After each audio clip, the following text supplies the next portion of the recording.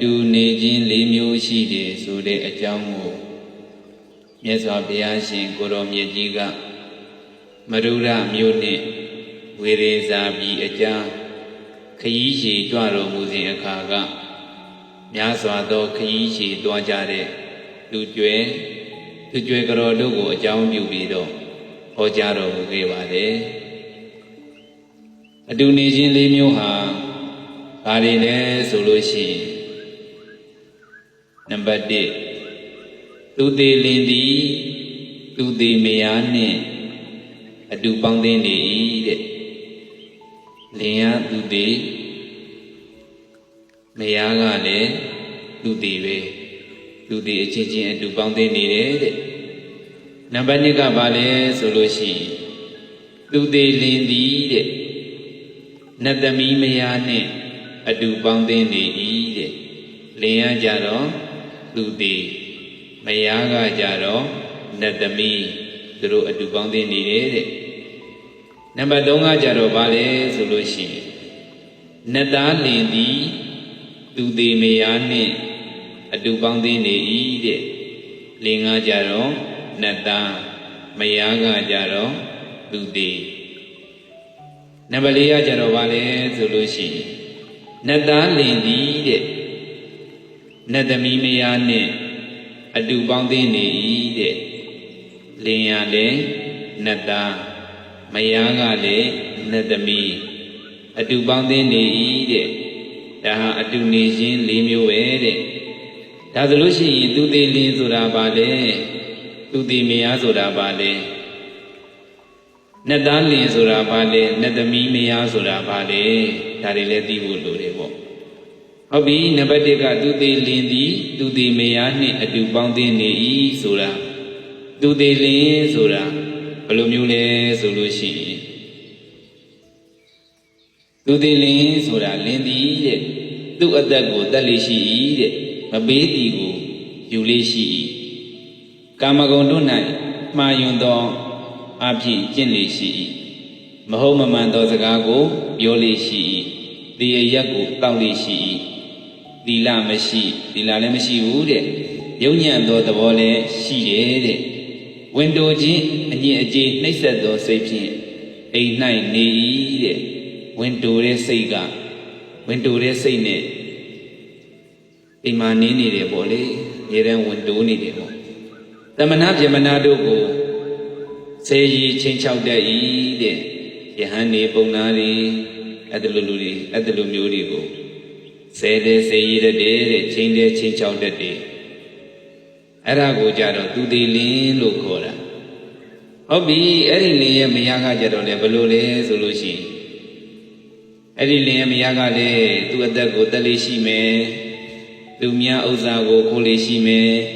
ကာမဂုဏ်တွေပေါ်မှာမှားယွင်းတဲ့အကျင့်တွေကျင့်လေးရှိမယ်လိန်ပြောမယ်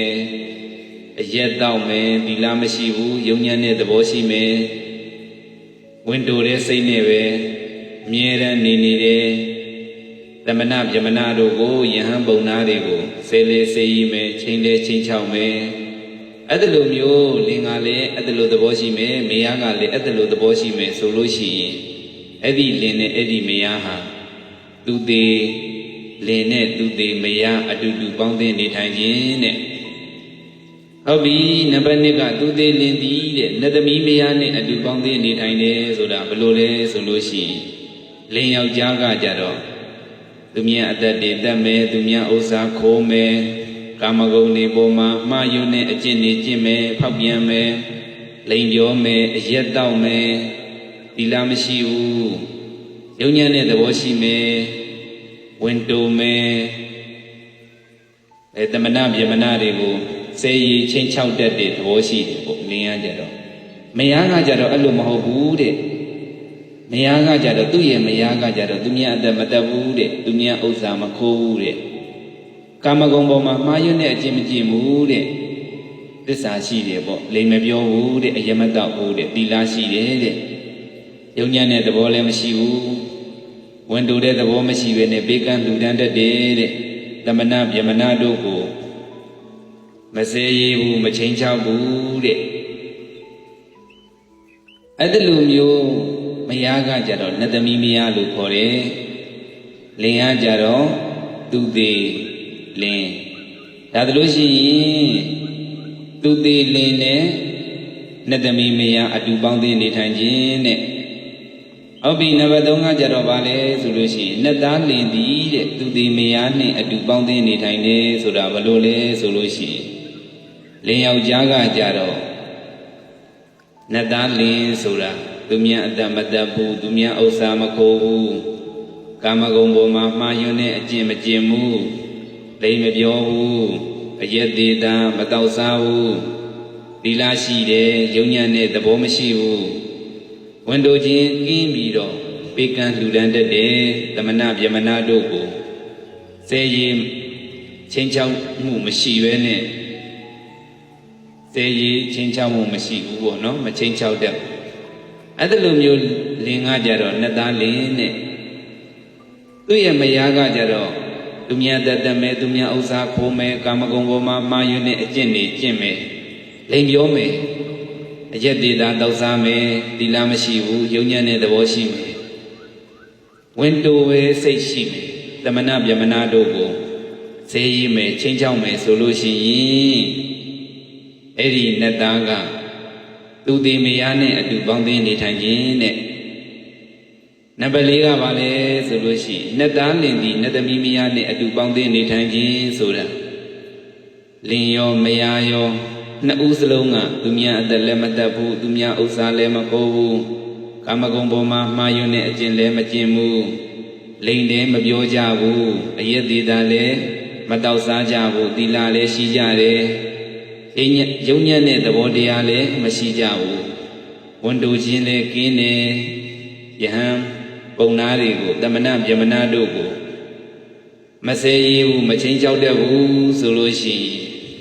အဲ့ဒီလင်ရောမယားရောကနတ်သားလင်နဲ့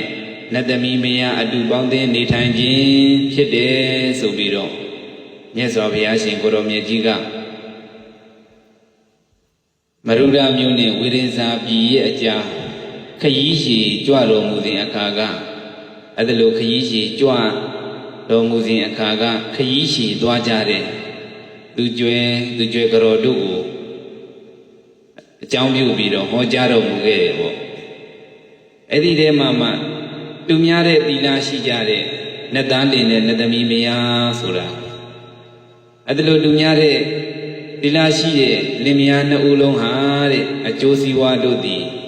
များပြားကုန်တယ်တဲ့ချမ်းသာစွာနေရခြင်းလေးဖြစ်တယ်ရန်သူတို့နှလုံးမသာရဝယ်ဖြစ်တယ်တဲ့သူများသောသီလအကျင့်ရှိကုန်သောလင်မယားနှစ်ဦးလုံးတို့သည်တဲ့ဤလူဘဝ၌တရားတို့ကိုကျင့်ကြ၍နတ်ပြည်လောက၌လုံးစုံသောကာမဂုဏ်အာယုန်တို့ကိုတဲ့လူတိုင်းရကြကုန်လေရဲ့နှစ်သက်မွေ့လျော်ကြရကုန်တည်းဆိုပြီးတော့မြတ်စွာဘုရားရှင်ကိုရောမြတ်ကြီးကသူကြွယ်နဲ့သူကြွယ်ကတော်များစွာတို့ကိုကရုဏာရှိထားပြီးတော့ဟောကြားတော်မူခဲ့ပါတယ်